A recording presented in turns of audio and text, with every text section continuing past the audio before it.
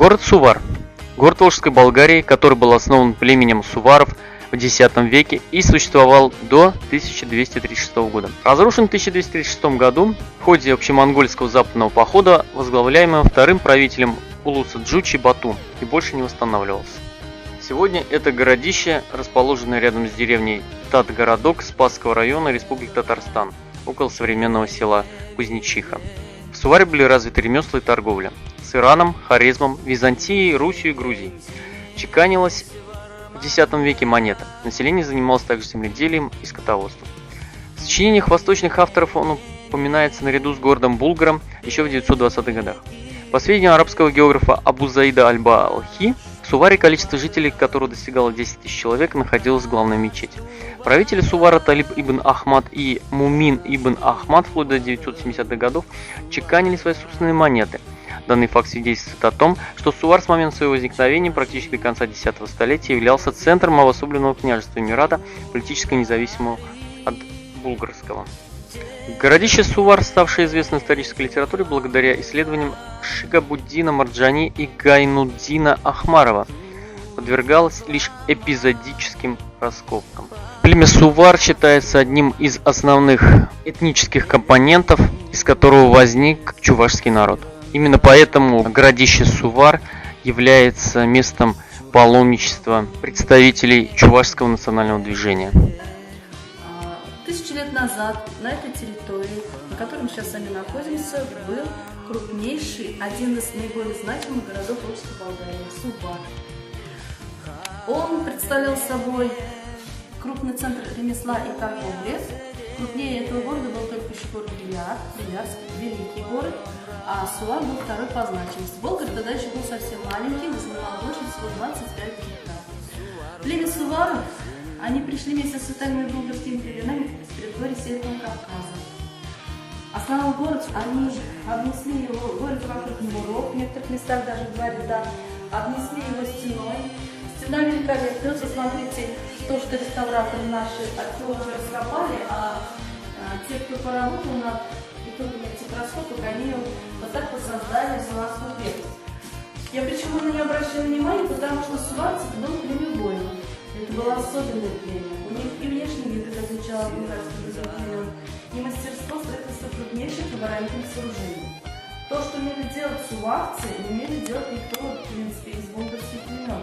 Даже византийцы приглашали в свою армию для того, чтобы они научились строить вот такие удивительные помощи и силы крепости. Приглашали даже в римские армии, где они по своему опыту работают и не только строительство этих крепостей, но как их штурмовать они их учили. Это были суварцы. Можно удивляться вот этому таланту. И внешний вид даже был немножко другой. Они были черноволосые, с темным цветом лица. В отличие от булгар, которые считают, что они были вроде светленькие и голубоглазые, а суварцы были с черными волосами, и вот так вот у них еще шла заплетенная, как у японских самураев, косица. У них была немножечко другая одежда, у них были и другие обычаи и обряды, в отличие от других булгарских племен. Даже обряд захоронения умершего своего собрата они то осуществляли, проводили по-другому. Они были не только прекрасными воинами, у них были золотые руки мастеров. Они умели делать все, что нужно было для жизни. Они умели работать с глиной. Вот посмотрите, вот это все гончарное изделие. Суварцы умели делать и посуду, и украшения, и различные величины эту посуду. Сувар копала в 1974 году ученица Смирнова, которая первой стала исследовать Сувар перед войной.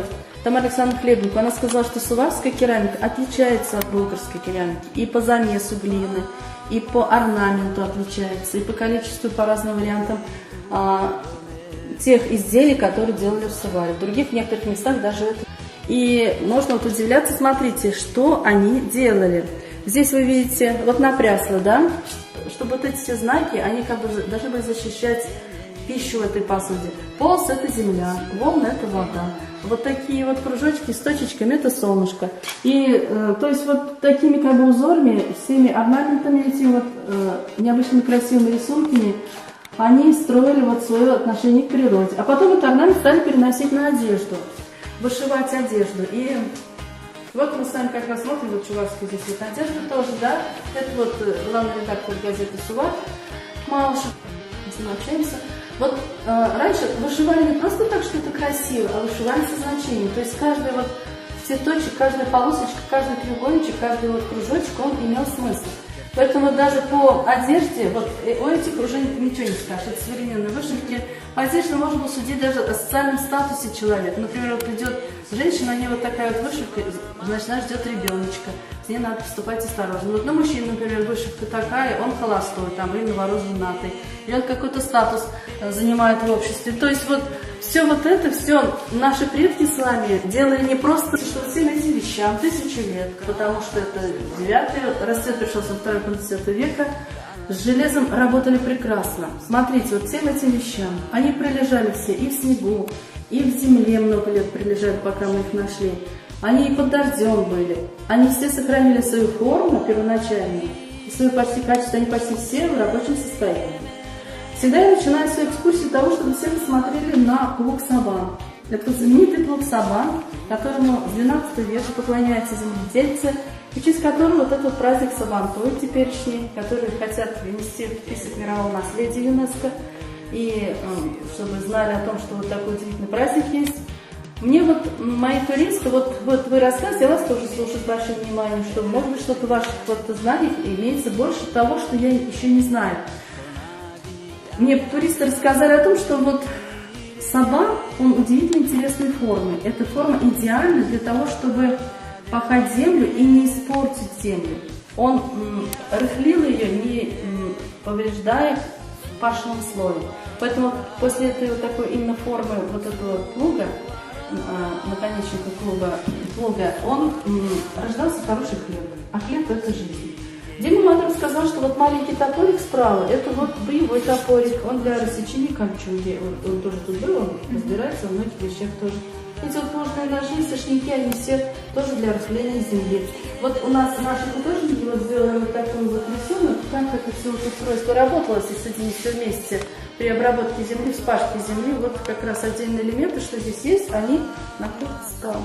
А здесь вот, это топор боевой. Я была вчера на всероссийской конференции в апреле. У нас просто вот в земледелии почему-то наши фондовики поставили. А там они все лежат в отделе боевые топоры. И вот такой же, ну вот такие вот лежат. Они там все идут под словом боевой топор.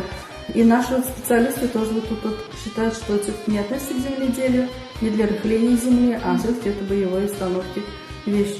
Но какие ощущения вот пальцами, если трогать? Гладенькие, приятные, да? Вот потрогайте, Антон. Как будто вот мастер, да, он передает свое тепло, да? Нежно, у меня тут ребятишки даже сказали слово нежный, да? Как хорошо, но это вот все отшлифовано, очень все красивое. Вот мастер, да. Здесь вот смотрите, гребешки, расчесочки, и вот еще гадальная лопатка такая, вот пуговички, и накладка на колчан. Ремесла был в Суваре, говорит, стеклянная посуда. Если делают ремесленники стекло, мне наши фондовики в один голос и сказали, археологи, это говорит о высочайшем уровне развития ремесла.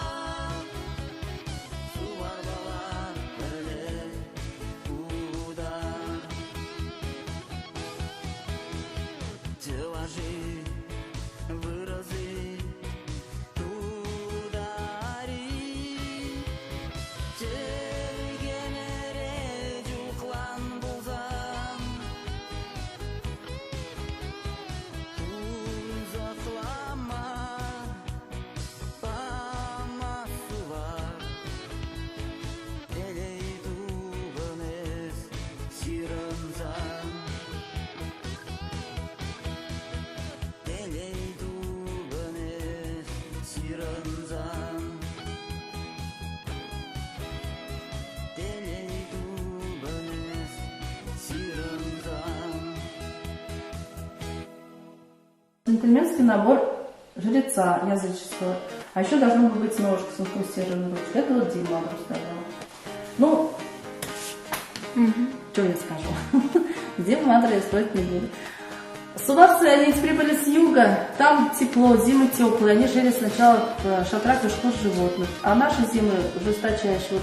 У нас даже холоднее, чем в Болграх. В Болграх, например, 20, у нас 25. В Болграх 30, у нас 35. Тем более, вы обратили внимание, Кузнечиха, она как бы не зимняя. И когда они стали строить дома из бревен, вот эти все топоры, они все в рабочем состоянии, стали рубить деревянные дома. А летом по привычке еще селились в шатрах и шкуршинотах. Это вот вся их жизнь. И ко второму 10 веку, вот Антон тоже раз уже говорит, вот чуть-чуть маленькую сначала не назвал, в 986 году, когда уже стал терять самостоятельность, Сувар, он превратился в крупный центр ремесла и торговли. То, что крупный центр ремесла, мы сами сейчас увидели, да, нам не приснилось вот это все, и посуда, вот эти все вот изделия, глина, железо, бронза, медь, здесь кость, стекло. Это все мы видим, да, даже можем потрогать, если откроем, то есть это нам не приснилось. Ну и, конечно же, слава о ремесленниках Сувара разошлась по многим странам, стали сюда приезжать, привозить свои товары, закупать суварские товары. Торговля пошла. И еще вот пломба. Для чего пломба? Мы проехавшие столько интересных мест. Очень красивую форму суварские пломбы. Очень красивые. Вот археологи мечтают хотя бы вот одну увидеть. Вот мы 30 почти пломб нашли. Медных, очень красивых. Они не находят? Ну, пока еще у нас не было тщательных раскопок таких прям вот 100%. У нас вот, да, вот аламбик, наливалась вода, а вода подогревалась, и уже с носика, вот у нас немножко тут, видимо, пластилин подтаял, чуть-чуть с носика капала уже чистая дистиллированная вода. Ну, наши археологи шутили, что это тысячелетней давности перегонный аппарат. Здесь вот ступочки, ложечки мерные, это порошочки, это лекарственные травы, это порошки они делали из различных, значит, вот тоже состав.